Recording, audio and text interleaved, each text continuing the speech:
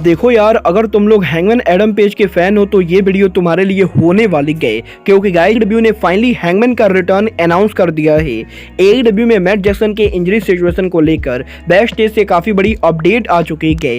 कोटा इबुशी के AEW में possible debut और NJPW से ऑफर को लेकर कोटा इबुशी ने बहुत बड़ा खुलासा कर दिया है। डस्टिन रोड्स के AEW में पोटेंशियल रिटायरमेंट को लेकर डस्टिन रोड्स की तरफ से काफी बड़ा हिंट आ चुका है। AEW में समोआ जो और CM पंक के पॉसिबल मैच को लेकर CM पंक ने उनकी ट्रेनिंग शुरू कर दी गई। तो गाइज वहीं AEW के new TV show AEW collision में CM पंक के इन्वॉल्वमेंट को लेकर रेसलिंग ऑब्जर्वर की तरफ से काफी बड़ी अपडेट आ चुकी है। तो गाइज चलिए बिना किसी देरी के शुरू करते हैं इस वीडियो को। और गाइज सबसे पहले बात करेंगे जापान के biggest free agent the golden star Kota Ibushi की। वलगार भैया बात तो मैंने आप लोग को ऑलरेडी काफी बार बता दी गई कि कोटा इबुशी AEW कंपनी को ज्वाइन करने वाले गए। और गाइज इबुशी ने खुद उनके 10 इंटरव्यू के अंदर ये बात कही होगी कि वो AEW कंपनी को ज्वाइन करना चाहते गए। और इवन वो AEW के one of the biggest pay per view AEW all in के ऊपर कंपीट करना चाहते गए। बट गाइज यहीं एक बार फिर से इस हफ्ते इबुशी ने उनका एक और इंटरव्यू दिया है, जहां पर इस बार इबुशी के इंटरव्यू में ये कहना है कि कोटा इबुशी को NJPW की तरफ से कॉन्ट्रैक्ट ऑफर मिला है। और गाइज NJPW और कोटा इबुशी के बीच में हुए बवाल के बाद कोटा इबुशी ने फाइनली NJPW के मैनेजमेंट के साथ बातें की गई। और गाइज NJPW के मैनेजमेंट और कोटा इबुशी के बीच में अब किसी भी तरीके का कोई भी हिट नहीं गए। और गाइज क्योंकि अब इन दोनों के बीच में सब कुछ ठीक हो चुका है, तो गाइज NJPW कोटा इबुशी को वापस लाना चाहते गए। और गाइज इसलिए NJPW की तरफ से भी कोटा इबुशी को कॉन्ट्रैक्ट ऑफर हुआ है। बट गाइज फिलहाल के लिए कोटा इबुशी की प्रायोरिटी NJPW या WWE ना होके बल्कि AEW रेसलिंग है। और गाइज कोटा इबुशी का ये कहना है कि कोटा इबुशी का इस समय मेन टारगेट AEW रेसलिंग है। और गाइज इसीलिए कोटा इबुशी जल्द से जल्द टोनी खान के साथ मीटिंग करना चाहते गए। और गाइज अगर AEW के साथ सब कुछ सही जाता है तो guys Kota Ibushi guaranteed AEW company को ज्वाइन करेंगे। बट गाइज अगर किसी रीजन से कोटा इबुशी AEW को ज्वाइन नहीं करते गए तो गाइज हो सकता है कि NJPW वो कंपनी को जिसके ऊपर कोटा इबुशी उनका रिटर्न करे। वेल गाइज अब ये तो आने वाला टाइम बताएगा कि टोनी खान कोटा इबुशी को साइन करते हैं या नहीं। बट गाइज जहां तक बात रही AEW की, तो गाइज जैसा कि मैंने आप लोग को ऑलरेडी बताया है, एलीट मेंबर मैट जैक्सन इस समय इंजर्ड चल रहे गए। और गाइज 4 हफ्तों पहले मैट जैक्सन के इंजर्ड होने के बाद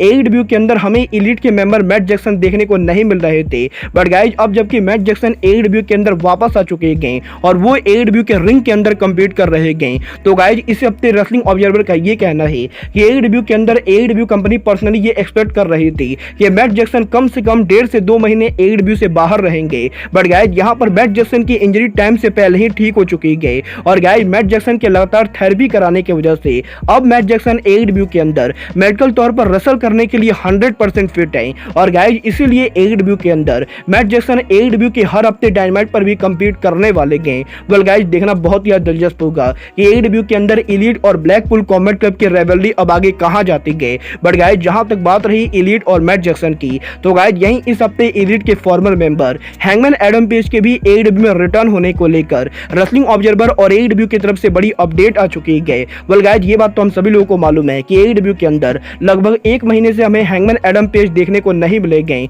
और गाइज यहीं हैंगमैन के लगातार AEW टेलीविजन से गायब रहने के बाद अब AEW कंपनी ने आज उनके लाइव इवेंट के ऊपर हैंगमैन एडम पेज का रिटर्न करा दिया है। जहां पर आज AEW के लाइव इवेंट के ऊपर हमें hangman Adam page big bill से रेसल करते हुए दिखाई दिए हैं। और गाइज यहीं AEW के लाइव इवेंट के ऊपर हैंगमैन एडम पेज का रिटर्न होने के बाद अब ये चीज 100% कंफर्म हो चुका है कि मेडिकल तौर पर हैंगमैन एडम पेज AEW में रेसल करने के लिए पूरी तरह से क्लियर है। और गाइज यहां पर जैसे ही एलीट और ब्लैकपूल कॉम्बैट क्लब की स्टोरी लाइन के अंदर AEW को लगेगा कि हैंगमैन को आना चाहिए, तो गाइज टोनी खान हैंगमैन का टीवी पर रिटर्न कराएंगे। वेल गाइज देखना बहुत ही दिलचस्प होगा कि टोनी खान हैंगमैन पेज को AEW के टेलीविजन पर वापस कब लाते गए। बट गाइज चलिए फिलहाल आगे बढ़ते और बात करते हैं AEW में डस्टिन रोड्स के फ्यूचर की। और बात करें यहाँ पर डस्टिन रोड्स की, तो गाइज इस हफ्ते डस्टिन रोड्स के लेटेस्ट इंटरव्यू के अंदर डस्टिन रोड्स ने AEW में उनके फ्यूचर को लेकर बात की है, जहां पर डस्टिन रोड्स ने इस चीज को हिंट कर दिया है कि वो बहुत ही जल्द रेसलिंग से रिटायर होने वाले गए।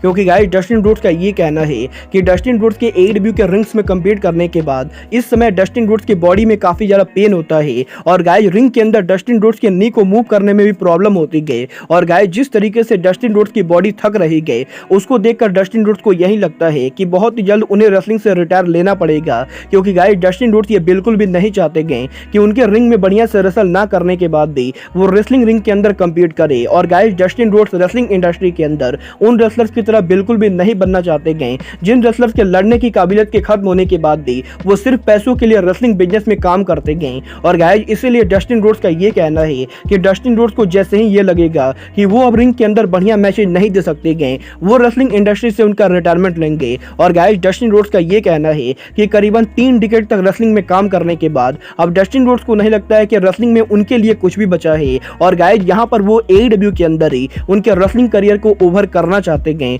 वेल गाइस मैं AEW के अंदर डस्टिन रोड्स के रिटायर होने से पहले उन्हें एक बार AEW का कोई ना कोई चैंपियन बनते हुए देखना चाहता हूं। बट गाइस चलिए फिलहाल आगे बढ़ते हैं और बात करते हैं AEW और वार्नर मीडिया के टीवी डील की। वेल गाइस ये बात तो मैंने आप लोग को ऑलरेडी बताई है कि AEW कंपनी के इस न्यू टीवी डील के अंदर AEW का new TV show AEW Collision आ रहा है। और गाइस पिछले काफी लंबे टाइम से ये रूमर चल रही थी कि AEW का ये जो नया टीवी शो AEW कोलिजन आ रहा है, इस टीवी शो को बेसिकली CM पंक के लिए बनाया जा रहा है। और गाइस मल्टीपल रिपोर्टर्स का ये दावा करना था कि CM पंक के AEW में रिटर्न के लिए ही Tony Khan brand new TV show AEW Collision ला रहे गए जिसके ऊपर CM पंक काम करेंगे। बट गाइस यहीं अब CM पंक के one of the biggest rival wrestling observer Dave Meltzer की तरफ से AEW कोलिजन और वार्नर मीडिया के डील को लेकर बड़ी अपडेट आ रही है, जहां पर इस हफ्ते डेव मेल्जर का ये कहना है कि AEW के अंदर डेफिनेटली CM पंक कोलिजन पर काम करने वाले गए। बट गाइस लोगों का ये कहना कि टोनी खान ने सिर्फ CM पंक के लिए कोलिजन को लाया है, ये बात पूरी तरह से गलत है। क्योंकि गाइस डेव मेल्जर का ये कहना है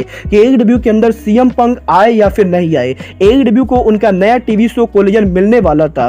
और गाइस वार्नर मीडिया और AEW के बीच में AEW कोलिजन को लेकर जो बातें चल रही थी उसके अंदर ये बिल्कुल भी जरूरत नहीं था कि CM पंक को इस शो पर लाना ही गए। और गाइस यहाँ पर डेव मेल्जर का ये कहना है कि अगर CM पंक AEW पर रिटर्न नहीं भी करते तब भी AEW कंपनी को AEW का कोलिजन शो मिलता। बट ये बात भी बिल्कुल सही गए कि वार्नर मीडिया वो चीज है जो डेफिनेटली CM पंक को लाना चाहती थी। और गाइस यहाँ पर जब टोनी खान और वार्नर मीडिया के बीच में AEW के कोलिजन को लेकर बातें हो रही थी तो गाइस वार्नर मीडिया ने ये पहले प्रस्ताव रखा था कि AEW के अंदर CM पंक को लाना चाहिए। क्योंकि गाइस वार्नर मीडिया को भी पता है कि CM पंक के आने से कोलिजन की रेटिंग बढ़ सकती है। और गाइस इसीलिए AEW के अंदर टोनी खान कोलिजन पर CM पंक को यूज करने वाले गए। वेल गाइस जब ये तो आने वाला टाइम बताएगा कि CM पंक कोलिजन पर कैसे काम करते गए। बट गाइस जहां तक बात रही पंक के रिटर्न होने की तो गाइस ये बात तो मैंने आप लोग को ऑलरेडी कल के वीडियो में बताई गई।